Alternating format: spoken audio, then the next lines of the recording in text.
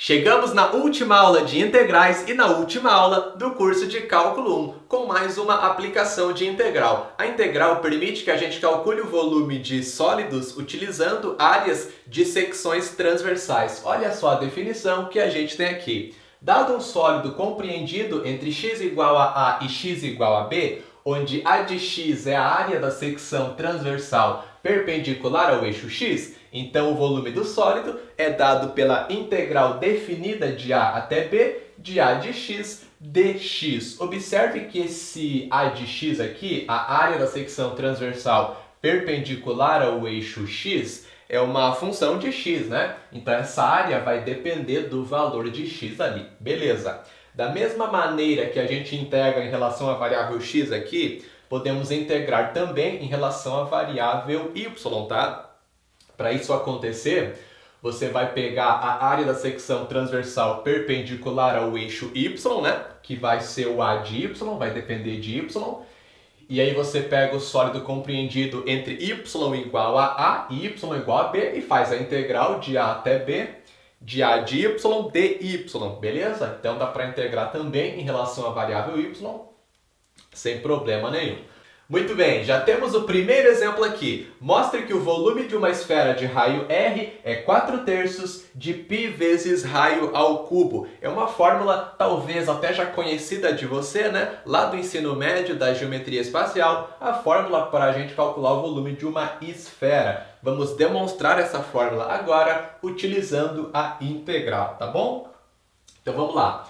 Primeiro passo é a gente colocar a esfera no plano cartesiano, de modo que o centro da esfera seja a origem do plano cartesiano.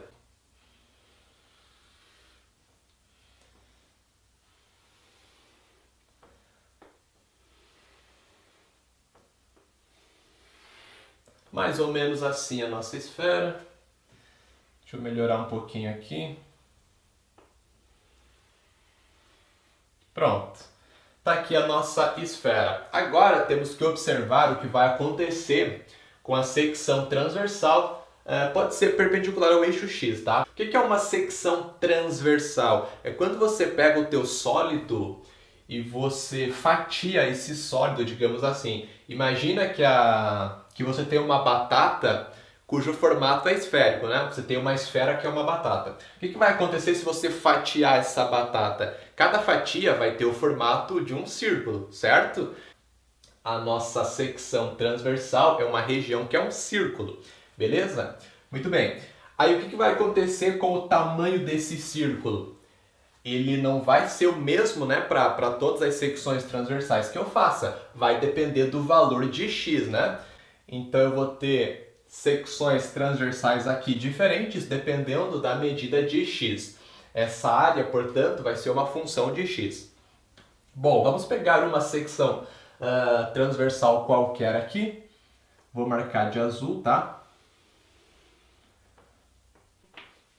Para a gente encontrar a área dessa secção transversal, precisamos ter o seu raio, certo? Porque para calcular a área de círculo, eu faço π vezes raio ao quadrado. Bom, o raio desse círculo é o segmento que vai daqui até a extremidade de cima ou de baixo, tanto faz, né? Vamos colocar aqui para cima. Esse é o raio da secção. Qual é a medida desse raio? É a medida do y, concorda comigo? Aqui é o y. Beleza. Agora, se eu pegar daqui de cima até o centro da esfera, que medida que é essa? Eu conheço, é o raio da esfera, certo? Vai do centro da esfera até a extremidade. E esse pedacinho aqui de baixo que eu fecho um triângulo, esse pedaço vai medir quanto? Vai medir x, concorda comigo? Porque é a distância de 0 até a coordenada x que eu tenho nesse ponto. Então esse pedaço aqui é x. Beleza? Então eu tenho aqui x, a medida desse outro lado é y, né? Vai de 0 até a coordenada y que eu tenho aqui. E esse é o raio da nossa esfera. Como a gente montou um triângulozinho que é retângulo aqui, é só fazer Pitágoras, né? A gente aplica o teorema de Pitágoras e aí a gente consegue determinar qual é o raio da nossa secção ali. Bom, o teorema de Pitágoras, então, diz que o quadrado da hipotenusa é igual à soma dos quadrados dos catetos, né? Em qualquer triângulo retângulo. Portanto, o raio ao quadrado é igual a y ao quadrado, que é um dos catetos, mais x ao quadrado, que é o outro. O que eu quero encontrar é o y, que é o raio da minha secção transversal aqui. Portanto, você isola esse y. R ao quadrado menos x ao quadrado, passa o x quadrado para lá, é igual a y ao quadrado. Dessa maneira, o y vai ser igual a raiz quadrada de r ao quadrado menos x ao quadrado. Tranquilo? Essa é o nosso raio, portanto. Se esse é o raio, qual vai ser o A de x, a área da secção que depende ali de x? É π vezes o raio ao quadrado, certo? Onde o raio é essa raiz quadrada aqui. Então, essa raiz quadrada elevada ao quadrado fica o que está dentro do radical ali.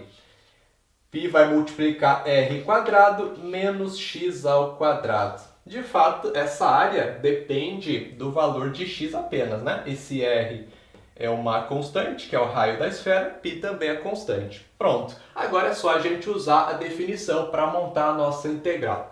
Bom, o sólido está compreendido entre x igual a quem e x igual a quem na direita aqui.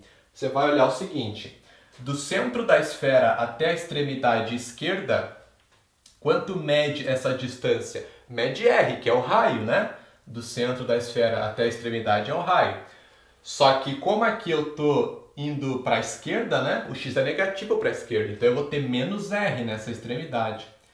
E do centro até a extremidade direita vai ser r, né? R positivo. Então o sólido está entre x igual a menos r e x igual a r. O volume vai ficar a integral definida de menos r até r do A de x, que é π vezes r ao quadrado menos x ao quadrado dx. É só resolver essa integral agora, não tem segredo nenhum. Bom, essa integral ali de menos r até r é a mesma coisa que duas vezes essa integral de 0 até r. Porque se eu pegar de 0 até r, é exatamente a mesma coisa que eu tenho de 0 até menos r, né? Eu divido o sólido aqui em duas partes iguais, então é só eu fazer a integral de 0 até r e multiplicar por 2, dá na mesma. Ou se você quiser fazer assim também, vai dar na mesma coisa lá no final, não tem problema, tá?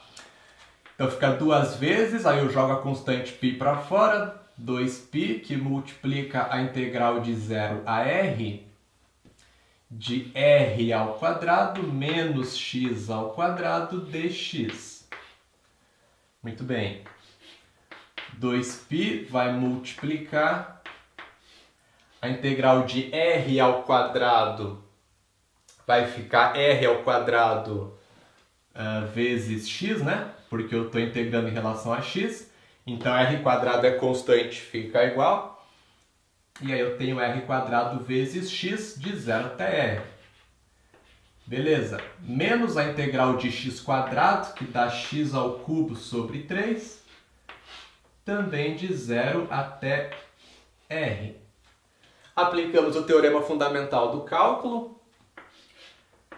2π, que multiplica r quadrado vezes x, onde eu troco o x primeiro por r, fica r quadrado vezes r, que dá r ao cubo. Aí eu faço isso aqui menos o r quadrado vezes x, trocando r por 0, só que aí fica 0, né? Então, beleza. R ao cubo, menos x ao cubo sobre 3, troco primeiro o x por r, fica menos r ao cubo sobre 3. Depois eu faço menos x ao cubo sobre 3 trocando x por 0, que é o limite inferior de integração, vai ficar 0. Então, é r ao cubo menos r ao cubo sobre 3.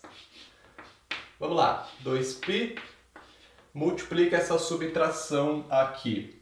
Você tirou o mínimo múltiplo comum, como tem só o 3 aqui, ele é o mínimo, né? 3 para 1 dá 3, vezes r ao cubo, 3r ao cubo, 3 vezes 3 dá 3 dividido para 3 dá 1, 1 vezes menos r ao cubo, menos r ao cubo. 3r ao cubo menos r ao cubo dá 2r ao cubo. 2π que multiplica 2r ao cubo sobre 3. 2π vezes 2r ao cubo dá 4π vezes raio ao cubo sobre 3. Exatamente a fórmula que a gente tem lá. Está demonstrada a fórmula, então, para o cálculo do volume de uma esfera de raio R.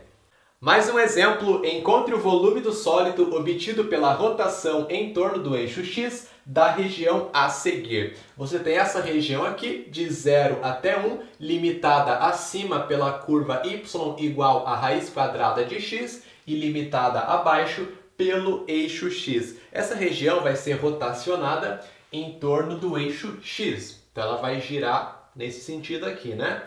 Vai ser gerado um sólido ali, que é um sólido chamado de sólido de revolução. Temos que calcular o seu volume. Bom, qual que é o sólido que vai ser gerado por essa rotação ali? Vamos esboçar esse sólido aqui.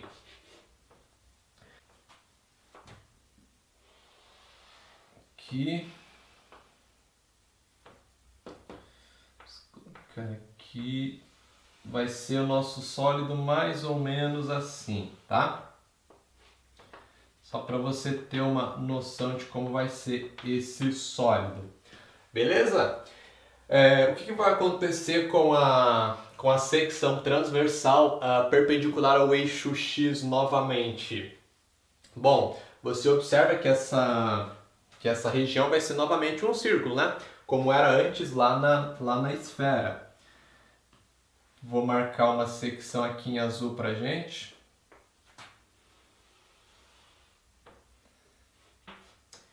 E novamente a área dessa secção vai depender do valor de x, né? Se eu pego uma secção mais próxima da origem do sistema, menor é a nossa secção, né? Quanto mais longe da origem, maior o valor de x, maior é essa secção. Então, como é que eu vou determinar esse raio agora? Agora tá bem fácil, tá? É só você observar que o raio em cada secção é exatamente o valor da função para o x que você tem nessa secção. O que significa? O raio da secção vai ser a raiz quadrada de x. Porque a função aqui, né, a curva é y igual a raiz quadrada de x. Ok. Se o raio da secção é raiz quadrada de x, qual vai ser a sua área? O nosso a de x? Bom, é π vezes a raiz quadrada de x elevado ao quadrado. Π vezes raio ao quadrado. Dessa maneira, fica π vezes x. Raiz quadrada de x elevado ao quadrado fica x. E aí aplicamos novamente a definição de volume aqui. O sólido está compreendido entre x igual a 0 e x igual a 1, né? É aqui a limitação que nós temos nos lados para a nossa região. Então, é a integral definida de 0 até 1. Do a de x, que é π vezes x, dx. Pronto, assim a gente vai calcular esse volume. π é constante, dá para jogar para fora. π que multiplica x ao quadrado sobre 2, integral de x, né? Integral de x dx, x quadrado sobre 2, de 0 até 1. Troca o x primeiro por 1, que é o limite superior de integração. Fica 1 ao quadrado, que é 1 sobre 2 vezes π, π sobre 2. Menos 0 ao quadrado sobre 2 vezes π, que dá 0. Fica π sobre 2. Esse é o volume do nosso sólido aqui. Último exemplo para finalizar. A região delimitada pelas curvas y igual a x ao quadrado e y igual a x é girada em torno do eixo x. Calcule o volume do sólido resultante. Novamente temos um sólido de revolução aqui, só que agora a região que vai ser rotacionada é uma região delimitada por duas curvas ali. Primeiro passo é você encontrar qual é essa região, né? Então, vamos esboçar os gráficos aqui. São duas funções muito fáceis. Você não precisa não precisa fazer nada, na verdade, para esboçar esses gráficos, né? São duas curvas bem tranquilas. Y igual a x ao quadrado é uma parábola que tem vértice na origem e a concavidade é para cima, né? Então, essa parábola aqui. Y igual a x é uma reta que passa pela origem e tem inclinação de 45 graus, né? Essa reta aqui. Ok, portanto, a região que é delimitada por essas curvas, vou pintar de amarelo, é essa região aqui, né? Essa é a região que vai ser rotacionada, então, novamente em torno do eixo x, vai girar nesse sentido aqui, né?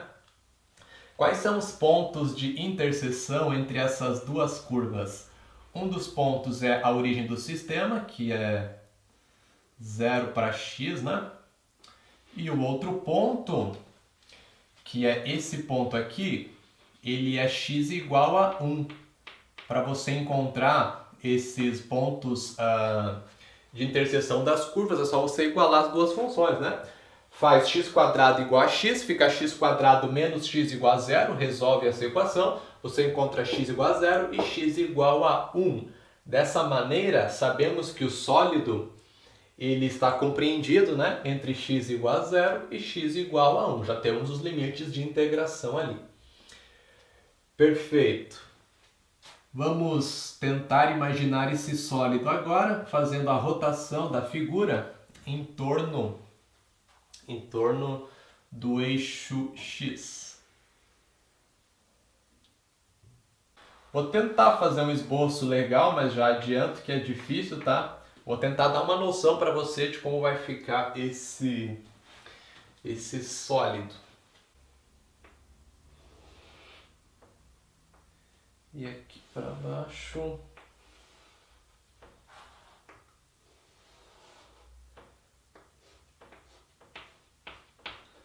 Uma coisa mais ou menos assim.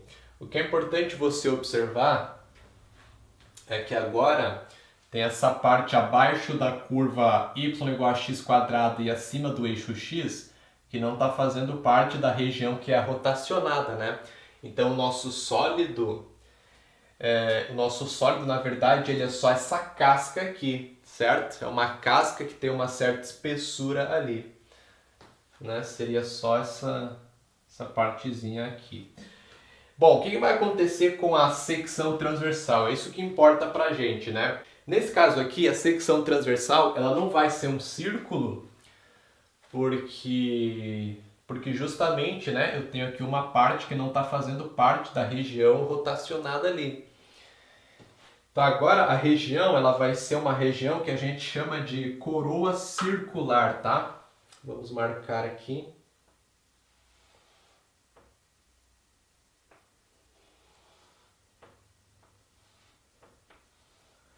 Essa regiãozinha ali, é uma coroa circular. O que é uma coroa circular? É quando você tem um círculo dentro do outro. Você tem um círculo dentro do outro e a tua região é justamente a região que está entre esses dois círculos aqui. Onde onde o centro dos dois ali é o mesmo ponto, né? O centro dos dois círculos é o mesmo. Então essa região chama-se coroa circular ou arruela. Como que eu calculo a área dessa região? Bem simples, é só você fazer a área do círculo maior, que é o que está por fora, menos a área do círculo menorzinho, que é o que está por dentro, né? Essa diferença é exatamente a área desse contorno aqui, né? Essa coroa circular.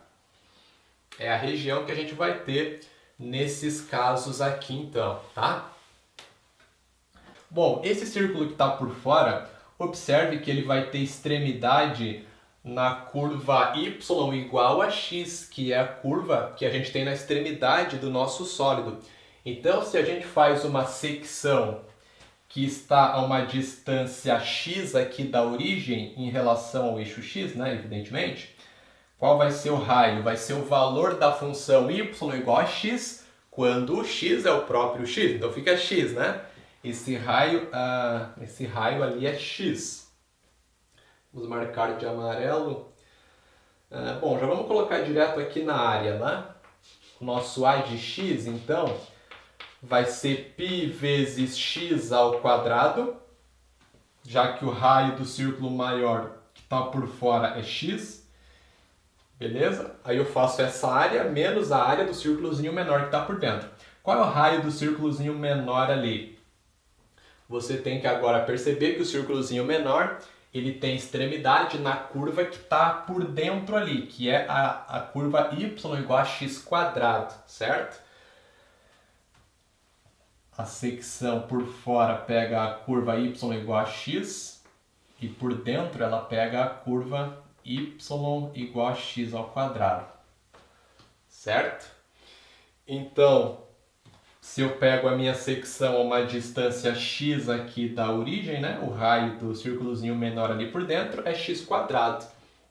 Dessa maneira, a sua área é π vezes x ao quadrado elevado ao quadrado, fica menos π vezes x na quarta.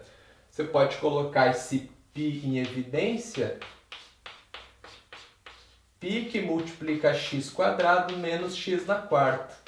Agora a gente aplica a definição de volume. Temos o sólido de 0 até 1. O seu volume vai ficar a integral definida de 0 até 1.